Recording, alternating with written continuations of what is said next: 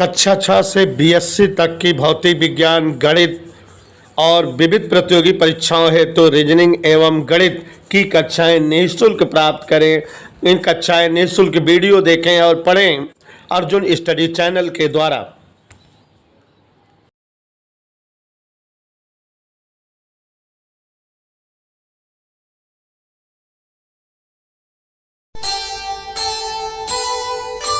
कर्म करे किस्मत बने, जीवन का यह मर्म, प्राणी तेरे हाथ में, तेरा अपना कर्म, तेरा अपना।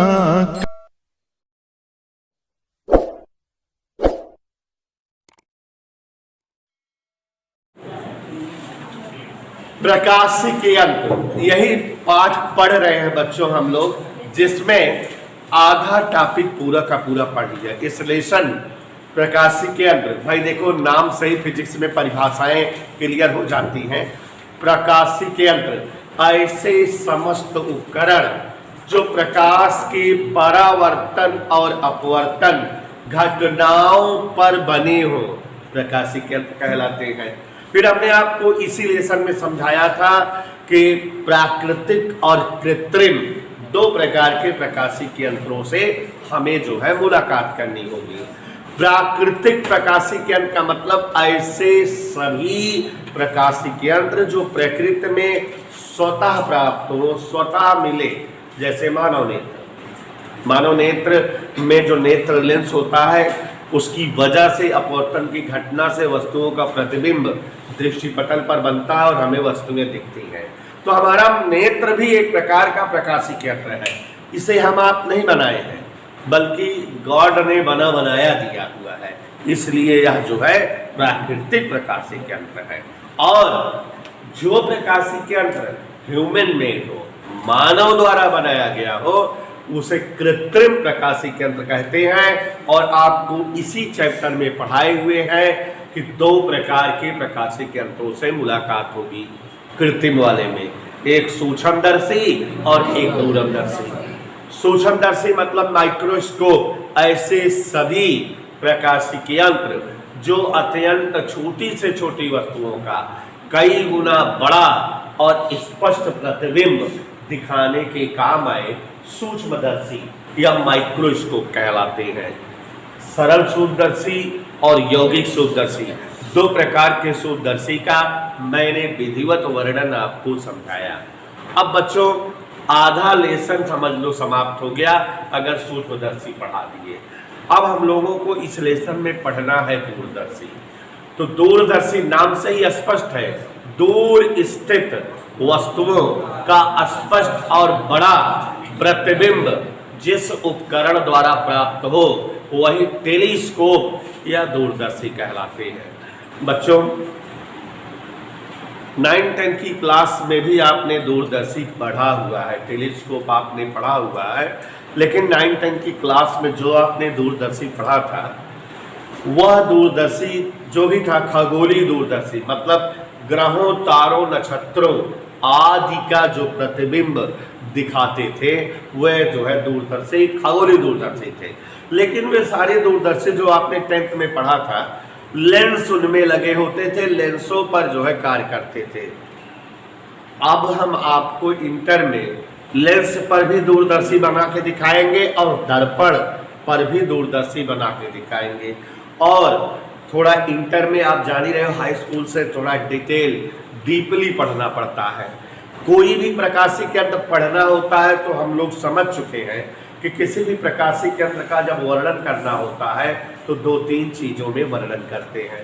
हम पहले उस प्रकाशिकी यंत्र की रचना बताते हैं कि वो दिखने में कैसा है, कैसे उसकी संरचना, कैसा उसका जो है आकृति है। दूसरा क्रियाविधि, माने वो वस्तुओं का फोटो किस प्रकार बनाता है, कैसे फोटो जो है वस्तुओं की दिखाता है बना के। और तीसरा उस प्रकाशिकी यंत्र की आवर्धन क्षमता क्या है। और बच्चों रचना, क्रिया विधि, ये आप 10th में पढ़ते थे, यहाँ थोड़ा डिटेल में पढ़ाते हैं। और आवर्धन क्षमता का 10th में केवल साधारण सूत्र पढ़ते थे, लेकिन यहाँ इंटर में बेटा चाहे सूत्रदर्शी पढ़ो चाहे दूरदर्शी पढ़ो, आवर्धन क्षमता का डेरिवेशन करना होता है। और बहुत इंपॉर्टेंट भी रहता है, कभी कभी सूत्रदर्शी की आवर्धन क्षमता का डेरिवेशन पूछता है एग्जाम में। और कल देखो हम पूरे पीरियड में केवल सूत्रदर्शी की आवर्धन क्षमता का डेरिवेशन करा पाए थे, मतलब लंबा था, समझाने में भी टाइम लगा। और मेरा पर्पज रहता है जब तक कोई टॉपिक समझ में ना आए तब तक आगे नहीं बढ़ते हैं। तो यहाँ बच्चों सूत्रदर्शी सबको समझ में आ गया है। आज से हम लोग दूरदर्शी या टेलीस्कोप पढ़ेंगे, धीरे धीरे डिस्कस करते हैं दूरदर्शी के संदर्भ में। बातें नहीं, यहाँ ध्यान दीजिए, जो बताऊंगा उसको सुनिए और समझिए। दूरदर्शी, जैसा कि आप नाम इसका सुन रहे हैं, दूरदर्शी, अंग्रेजी इसकी होती बच्चों टेलीस्कोप।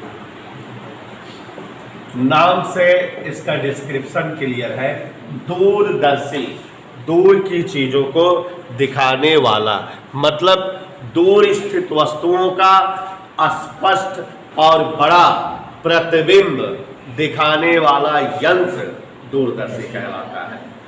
जिस प्रकाशिक यंत्र के द्वारा दूर स्थित, जैसे आसमान में तारे वगैरह हैं या ग्रह है ना, बृहस्पति ग्रह वगैरह, और भी जो उपग्रह वगैरह हैं, उन सब की फोटो हम देख सकें, ऐसे जो है यंत्र जो इतनी दूर स्थित वस्तुओं का प्रतिबिंब दिखा सकें, वही यंत्र दूरदर्शी कहलाते हैं।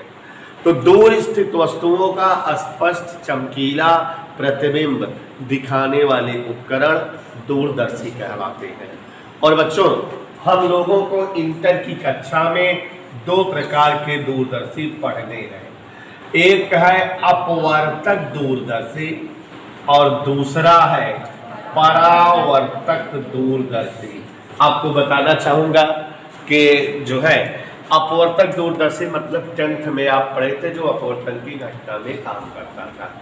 परावर्तक दूरदर्शी मतलब जो आपने 10th में सुना भी नहीं है, इंटर में ही मिलेगा। इस बार जो 12वीं की बोर्ड परीक्षा हुई थी बेटा, तो फिजिक्स में परावर्तक दूरदर्शी का सचित्र वर्णन करने को आया था। तो आप समझ रहे हो कि इस साल अपवर्तक वाला दूरदर्शी आने की संभावना ज़्यादा है। तो बोर्ड में 5 नंबर का क्वेश्चन आया था, परावर्तक दूरदर्शी का सचित्र वर्णन करो, आवर्धन क्षमता भी प्राप्त करो। तो आप समझ रहे हो, इसी बार के पेपर में आया था, अभी 1 महीने पहले जो परीक्षा हुई थी अप्रैल में। तो अब यहाँ ध्यान दीजिएगा जरा, हम लोग जो है ये समझ गए कि दूर स्थित वस्तुओं का प्रतिबिंब दिखाने वाले यंत्र दूरदर्शी कहलाते हैं। और हमारे कोर्स में कितने प्रकार की दूरदर्शी बेटा? परावर्तक दूरदर्शी और तो हम लोग अब डिस्कस करेंगे परावर्तक दूरदर्शी क्या है और अपवर्तक दूरदर्शी। पहले बच्चों अपवर्तक दूरदर्शी पढ़ा जाएगा और फिर उसके बाद परावर्तक दूरदर्शी। अपवर्तक दूरदर्शी को एक और नाम से लोग कहते हैं अपवर्तनी दूरदर्शी भी कहते हैं। कौन सा दूरदर्शी उन्हें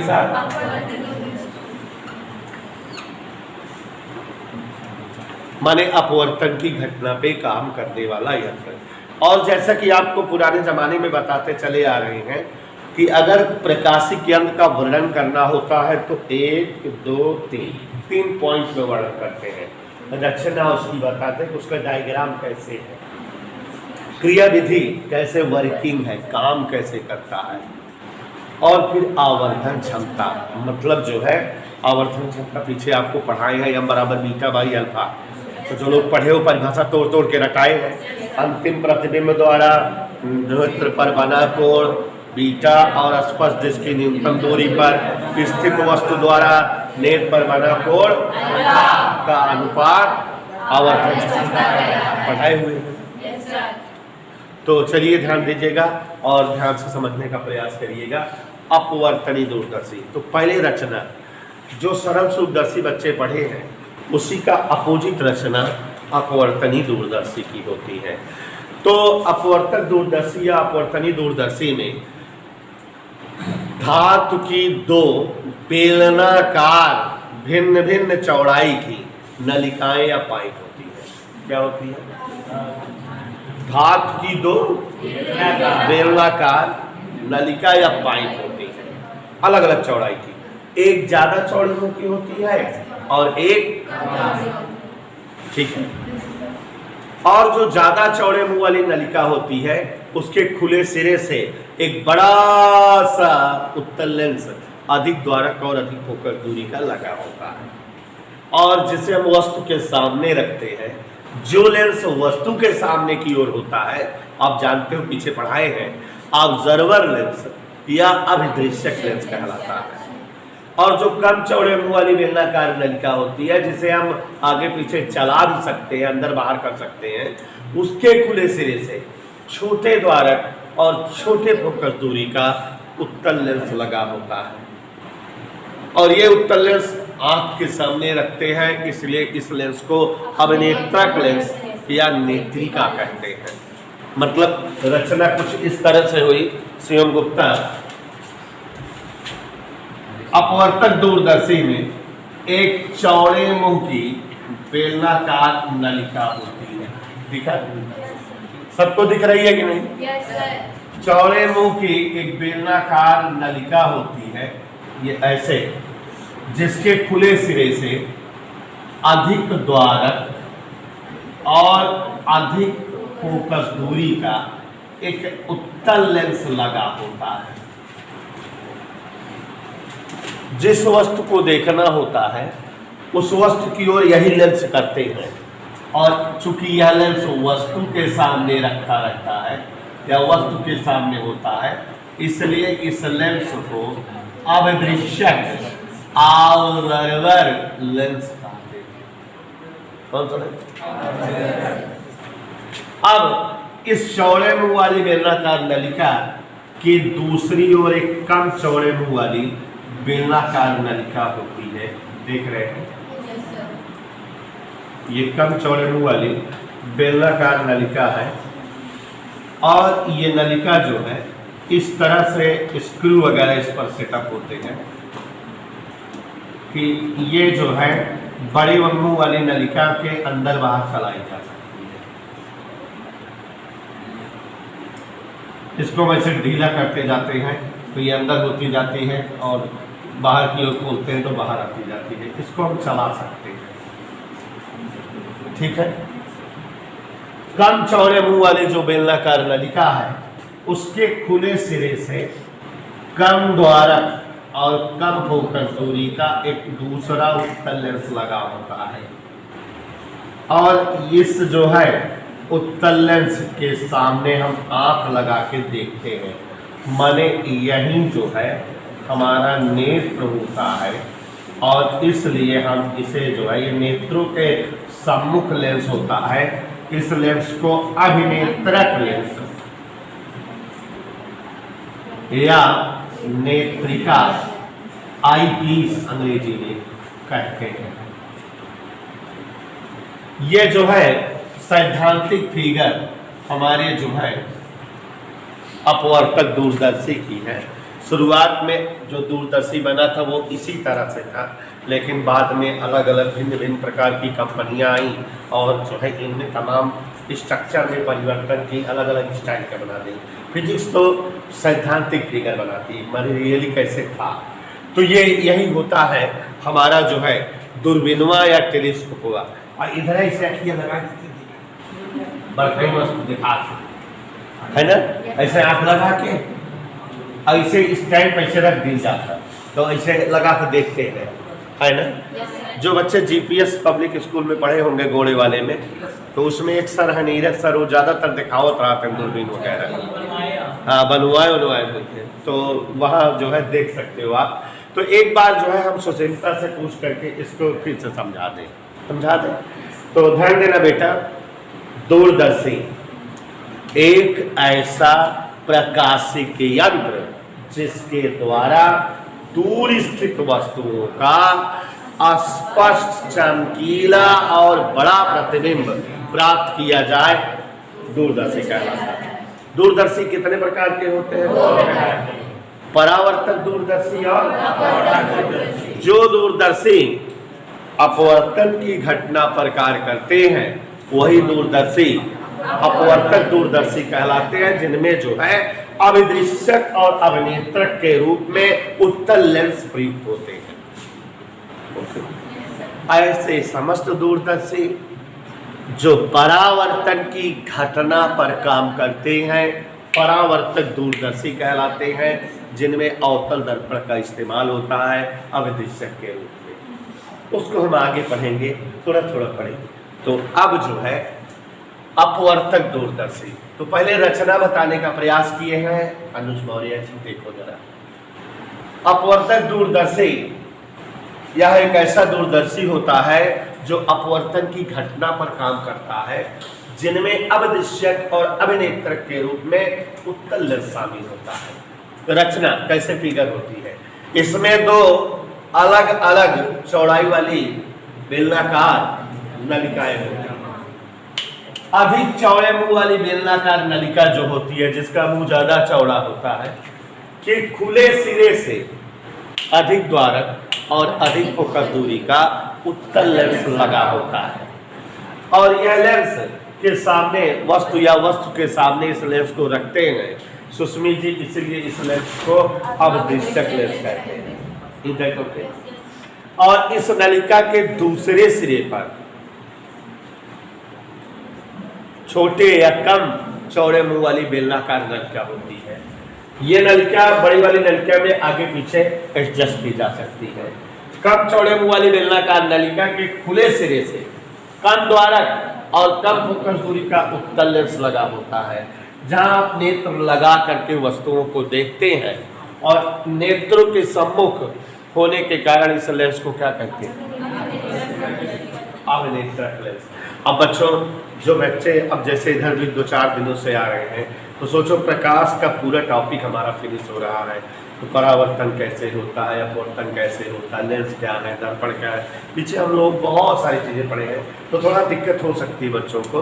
तो अब जो है, अब जैसे नई बैच बहुत जल्दी बनाएंगे, जून से या मई से 20 मई से स्टार्ट करेंगे, तो जिनका छूटा हुआ टॉपिक है वो उस बैच में भी कुछ दिन बैठ के पढ़ लेंगे, तो बराबर हो जाएगा, कवर हो जाएगा। छूट दे दूंगा उन बच्चों को जो लेट एडमिशन लेंगे, उनको छूट दे दूंगा कि वो दोनों बैच में बैठ के पढ़ लें। तो जब दोनों बैच में पढ़ोगे तो थोड़ा कवर हो जाएगा जो छूटा हुआ टॉपिक रहेगा। तो सुनेसा, यहाँ ध्यान देना, रचना हो गई है।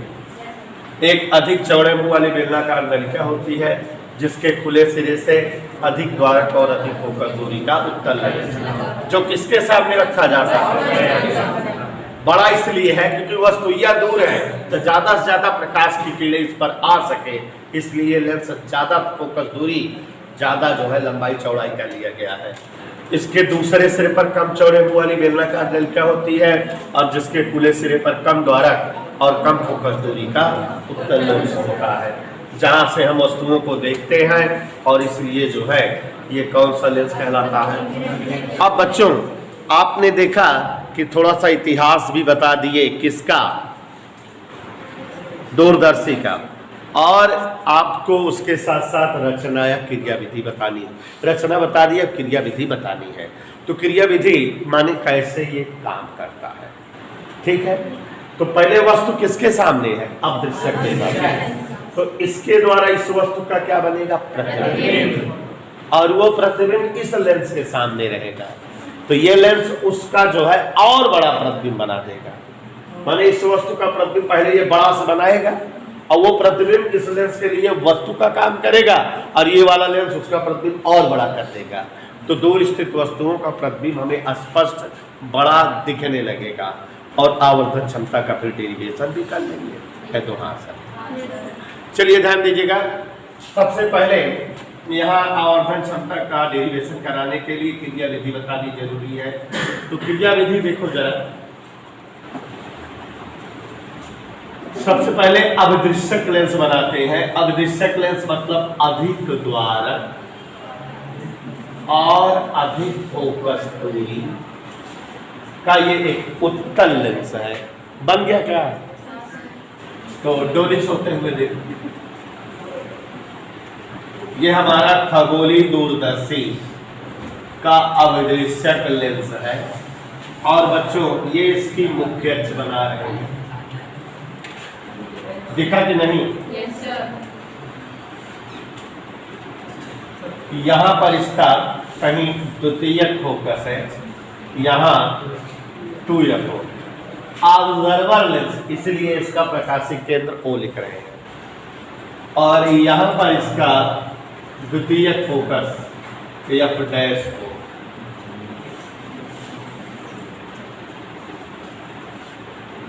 कोई डाउट? समझ आया? तो ये खगोलीय दूरदर्शी का अभिदृश्यक लेंस है बच्चों।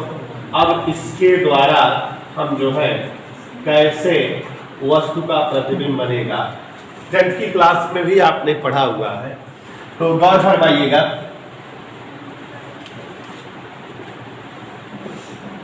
ध्यान से देखिए, चूंकि हमको खगोलीय दूरदर्शी के द्वारा बहुत दूर स्थित वस्तुओं को देखना है, माने वे वस्तुएं कहाँ हैं? अनंत में। साइंस की भाषा में जो वस्तुएं दूर है वो कहाँ है? तो मान लेते हैं यहाँ पर कोई एक वस्तु है, ये इस तरह से है, कहाँ है ये? ए बी, और हम दूरदर्शी को फोकस किए उसी वस्तु के साथ लगा दिए, तो अब दृश्य हुआ किसके सामने हुआ होगा? वस्तु के। तो यहाँ से किरणें इस वस्तु से टकरा के थोक के भाव में लेंस पर आपतित होना शुरू हुई। तो ये किरणें ऐसे आपतित हुई, बहुत सारी किरणें, बहुत सारी किरणें कहाँ आपतित हुई? लेंस पर, वस्तु से। वस्तु कहाँ है?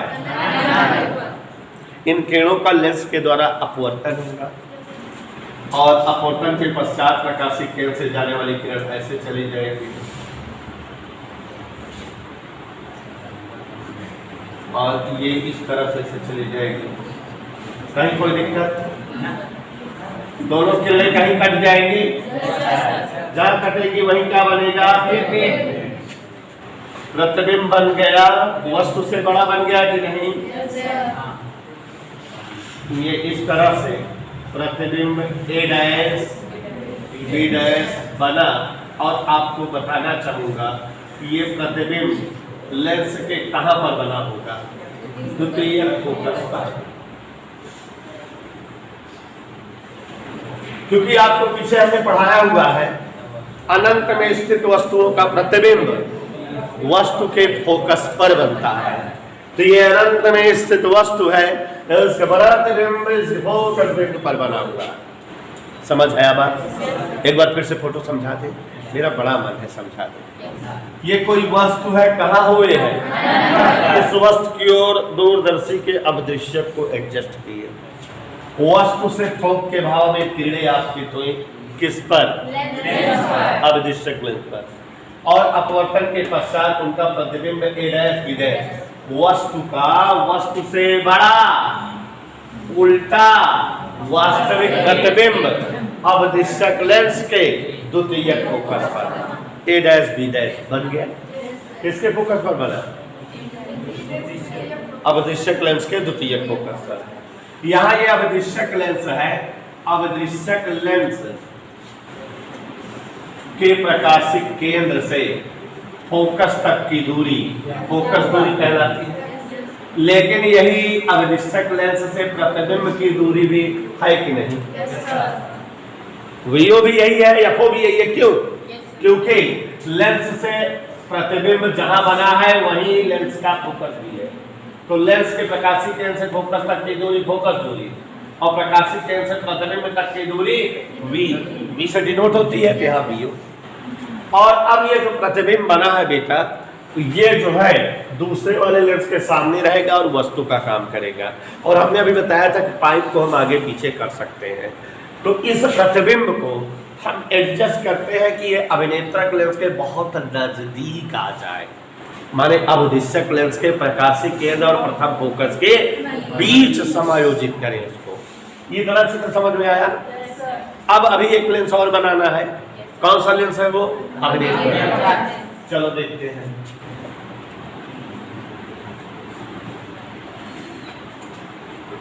अब इस प्रतिबिंब को अभिनेत्रक लेंस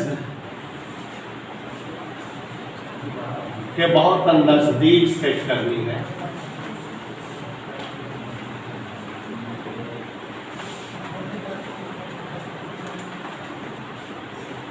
देखा अभिनेत्रक लेंस? Yes, sir. उससे छोटा है कि नहीं? लग नहीं रहा है? बड़ा लग रहा है? Yes, sir. वो बड़ा लग रहा है? Yes, sir. ये यहाँ है और ये और थोड़ा ऊपर है, वो भी मूड़ी उसकी ऊपर है, ऐसे मूड़ी उसके नीचे है। कहाँ बड़ा लग रहा है तुम लोगों को? पतला है ना, इसलिए बड़ा लग रहा है। बंदो, बड़ा कैसे लग रहा है? साफ साफ देखो आप फिर से, ये जो वस्तु है इस लेंस के पहले बनी है कि नहीं? और लेंस इस वस्तु के सीध में हम लेंस बनाए थे। गंदे हैं।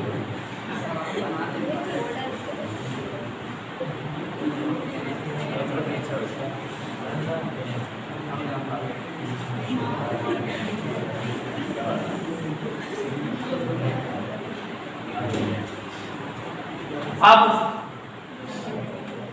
ये ऐसे कि काम चल रही वर्धा वाली आंख लगवाओ जाके उन्हें सही लेंस छोटा नहीं दिख रहा उससे? दिख रहा है सर। छोटा नहीं है? छोटा नहीं है। सही है सर। थोड़ा छोटा रहा है। तो ये अभिनेत्रक लेंस है, यहाँ गौर फरमाइएगा। ये अभिनेत्रक लेंस है, यहाँ इसका जो है द्वितीयक फोकस F डैश की, यहाँ इसका प्रथम फोकस F ई। चित्र दिखा? Yes, sir. हमने आपको बताया बेटा, अरे साफ साफ ये बड़ा ही छोटा दिख रहा है अंधे को। देखो जरा गौर से, अविदिशक लेंस द्वारा अनंत में स्थित वस्तु का प्रतिबिंब उल्टा वस्तु से बड़ा और जो है वास्तविक A डैश B डैश बना है, जिसे हम अभिनेत्रक लेंस के प्रकाशिक केंद्र और प्रथम फोकस के बीच में समायोजित करते बहुत नजदीक। और जब ये जो है इसके प्रकाशिक केंद्र और प्रथम फोकस के बीच में आ गया, तो एक किरण कहाँ से चलती होगी? मुख्य अक्ष के समांतर। मुख्य अक्ष के समांतर आपतित किरणें हम लोग जानते हैं लेंस या अवतरण के पश्चात लेंस के द्वितीयक फोकस से जाती है, और एक किरण इसके कहां से गई होगी? प्रकाशिक केंद्र से, और वो जो है इसी मार्ग से आगे बढ़ गई होगी। इन किरणों को हम पीछे बढ़ा दें, जहां कट होंगी वहीं A डैश का A डैश B डैश का उल्टा सीधा आभासी और उससे बड़ा प्रतिबिंब बन जाएगा।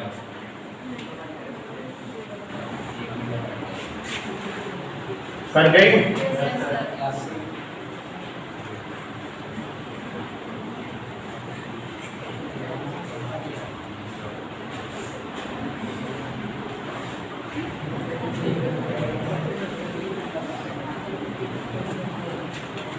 इधर क्लियर? यह प्रतिबिंब इसके बाहर भी है, इसके अंदर भी, कहीं भी बन सकता है, इसकी कंडीशन नहीं क्लियर है।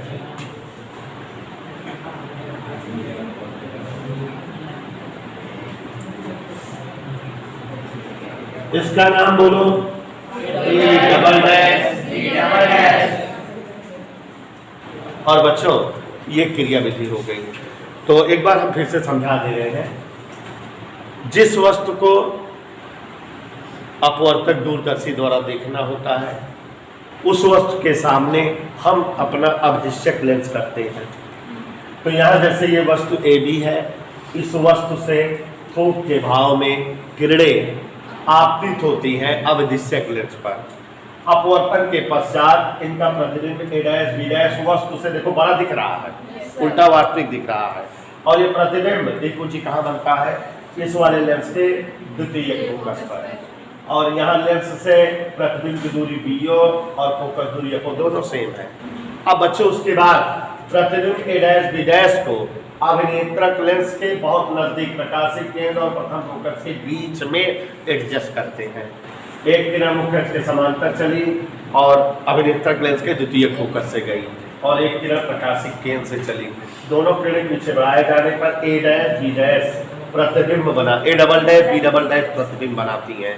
यहाँ थोड़ा सा और ध्यान दीजिएगा, ये कौन सा लेंस है बेटा? अविनेत्र। कल वाला जो चित्र बनाए थे संयुक्त सूक्ष्मदर्शी वाला, उसी तरह से तो है, बस फर्क है कि उसमें ये वाला लेंस छोटा था, उधर वाला बड़ा था, इसमें ये बड़ा है वो छोटा है। और यहाँ पर देखो जरा गौर से, ये अभिनेत्रक लेंस है और उसके सामने ये वस्तु रखी है, तो ये अभिनेत्रक लेंस से किसकी दूरी है? वस्तु से, और इसको हम यू सफिक्स ई, और अभिनेत्रक लेंस से ये यहाँ तक किसकी दूरी है बेटा? फोकस, तो यह सफिक्स ई। और अभिनेत्रक लेंस से प्रतिबिंब की दूरी, जैसा कि आप 10th की क्लास में पढ़े हो, प्रतिबिंब को बी से डिनोट करते हैं, या बीई माने E for eye lens. Eye lens के लिए प्रतिबिंब की दूरी, आई लेंस के लिए वस्तु दूरी, आई लेंस के लिए फोकस दूरी। चित्र दिखाई दे रहा है कि नहीं सबको? लेंस से वस्तु की दूरी, लेंस से प्रतिबिंब की दूरी, लेंस से focus, U E B E F E सब बन गया है। और ये जो A double dash B double dash प्रतिबिंब होता है, यहाँ पर आप नेत्र अपना बना लें और नेत्र के थ्रू आप वस्तु को देख लो। तो ये फोटो की आंख बना दिए हैं, बड़ा ढेला टाइप की है।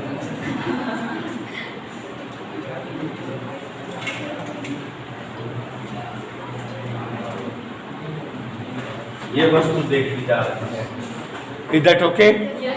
कोई प्रॉब्लम? बात समझ में आई? तो बच्चों इस तरह से आपने संपूर्ण वर्णन क्रिया विधि का जान लिया, और आप जान रहे हो कि चित्र मस्त बनाए हैं। इसी में हम वर्णन करेंगे आवर्धन क्षमता का, ठीक है? तो आवर्धन क्षमता माने बीटा और अल्फा जानेंगे। बीटा माने अंतिम प्रतिबिंब द्वारा नेत्र पर बना कोण, तो ये कोण बीटा रहेगा, ठीक है? और जब वस्तुएं अनंत पे होती है तो वस्तु द्वारा जो कोण बनता है उस कोण को अल्फा कहते हैं। ये कोण यहाँ पर अल्फा है और ये कोण क्या है? यहाँ पर बीटा। तो यहाँ से अल्फा और यहाँ से बीटा की वैल्यू निकालेंगे, डिवाइड करेंगे, आवर्धन क्षमता आएगी। और दोनों लेंसों के बीच की गैपिंग जो उनेसा होती है, ये इसे जो है खगोलीय दूरदर्शी की लंबाई कहते हैं।